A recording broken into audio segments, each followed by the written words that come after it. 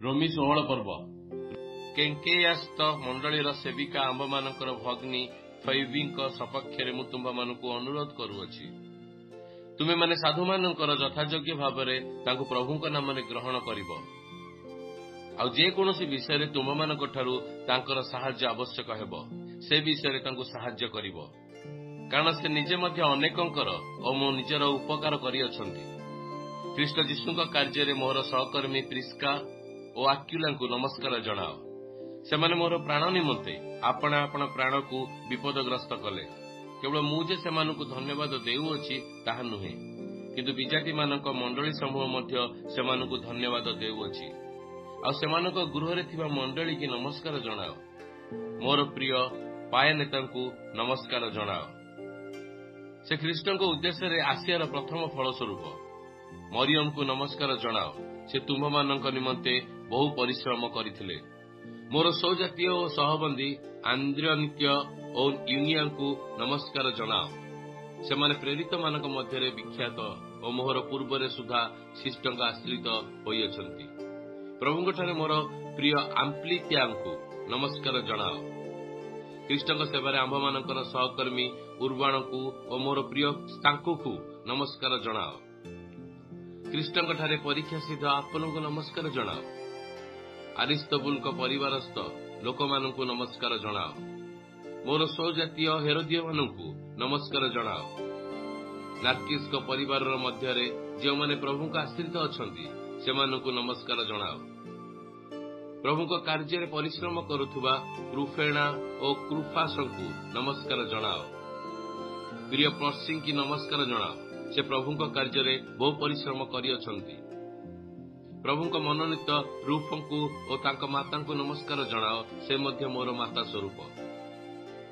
ଅସୁଙ୍କ୍ରିତ, ଫ୍ଲୋଗାନ, Hermes, ପାତ୍ରବା, ହର୍ମାସ ଆଉ ସେମାନଙ୍କ ସାଙ୍ଗରେ ଥିବା ଭାଇମାନଙ୍କୁ ନମସ୍କାର ଜଣାଅ। ଫିଲ୍ଲଗ, ଜୁଲିଆ, ନିରୁସ ଓ ତାଙ୍କ ଭଗ୍ନୀ, ପୁଣି ଅଲୁମ୍ପା ଓ ସେମାନଙ୍କ ସାଙ୍ଗରେ ଥିବା ସମସ୍ତ ସାଧୁମାନଙ୍କୁ ନମସ୍କାର ଜଣାଅ। ପବିତ୍ର ଚୁମ୍ବନ ଦେଇ ପରସ୍ପରକୁ ନମସ୍କାର କର। ଖ୍ରୀଷ୍ଟଙ୍କ ସମସ୍ତ ମଣ୍ଡଳୀ ତୁମ୍ଭମାନଙ୍କୁ ନମସ୍କାର ଜଣାଉଅଛି।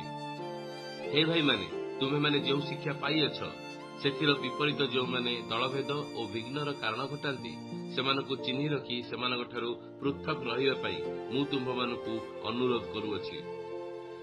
କାରଣ ଏହିପରି ଲୋକେ ଆମ୍ଭମାନଙ୍କର ପ୍ରଭୁ ଖ୍ରୀଷ୍ଟଙ୍କର ଦାସ ନୁହନ୍ତି, କିନ୍ତୁ ଆପଣା ଆପଣା ଉଦରର ଦାସ ଅଟନ୍ତି।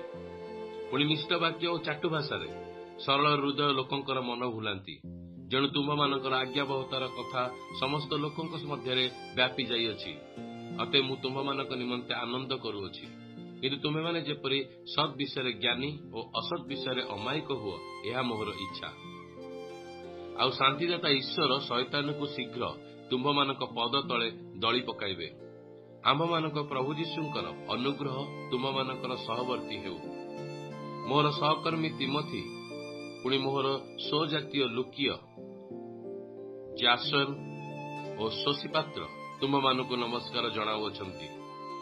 ଏହି ପତ୍ର ଲେଖକ ଯେ ମୁଁ ତର୍ତ୍ତୀୟ, ମୁଁ ପ୍ରଭୁଙ୍କ ନାମରେ ତୁମମାନଙ୍କୁ ନମସ୍କାର ଜଣାଉଅଛି। ମୋହର ଓ ସମସ୍ତ ମଣ୍ଡଳୀର ଆତିଥ୍ୟକାରୀ ଗାଏ ତୁମମାନଙ୍କୁ ନମସ୍କାର ଜଣାଉଅଛନ୍ତି। ଏହି ନଗରର କୋଷାଧ୍ୟକ୍ଷ ଏରାଷ୍ଟ ଓ ଭ୍ରାତା କ୍ୱାର୍ତ୍ୟ ତୁମମାନଙ୍କୁ ନମସ୍କାର ଜଣାଉଅଛନ୍ତି।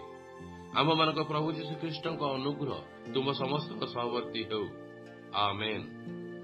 ଯେଉଁ ଈଶ୍ୱର ମୋହର ସୁସମାଚାର ଓ ଯୀଶୁଖ୍ରୀଷ୍ଟଙ୍କ ବିଷୟକ ପ୍ରଚାର ଅନୁସାରେ, ଅର୍ଥାତ୍ ଯେଉଁ ନିଗୁଢ଼ ତତ୍ତ୍ୱ ଅନାଦିକାଳରୁ ଅବ୍ୟକ୍ତ ଥିଲା, ମାତ୍ର ଏବେ ବ୍ୟକ୍ତ ହୋଇଅଛି, ପୁଣି ବିଶ୍ୱାସ କରି ଆଜ୍ଞାବହ ହେବା ନିମନ୍ତେ ଅନାଦି ଈଶ୍ୱରଙ୍କ ଆଜ୍ଞା ଅନୁସାରେ ଭାବବାଦୀମାନଙ୍କ ଶାସ୍ତ୍ର ସାହାଯ୍ୟରେ ସମସ୍ତ ଜାତୀୟ ଲୋକଙ୍କ ନିକଟରେ ଜ୍ଞାତ କରାଯାଇଅଛି। ସେହି ନିଗୁଢ଼ ତତ୍ତ୍ୱର ପ୍ରକାଶ ଅନୁସାରେ ତୁମମାନଙ୍କୁ ସୁସ୍ଥିର କରିବାକୁ ସକ୍ଷମ ଅଟନ୍ତି। ଯୀଶୁଖ୍ରୀଷ୍ଟଙ୍କ ଦ୍ୱାରା ଯୁଗେ ଯୁଗେ ସେହି ଏକମାତ୍ର ଜ୍ଞାନବାନ ଈଶ୍ୱରଙ୍କ ଗୌରବ ହେଉ। ଆମେନ୍।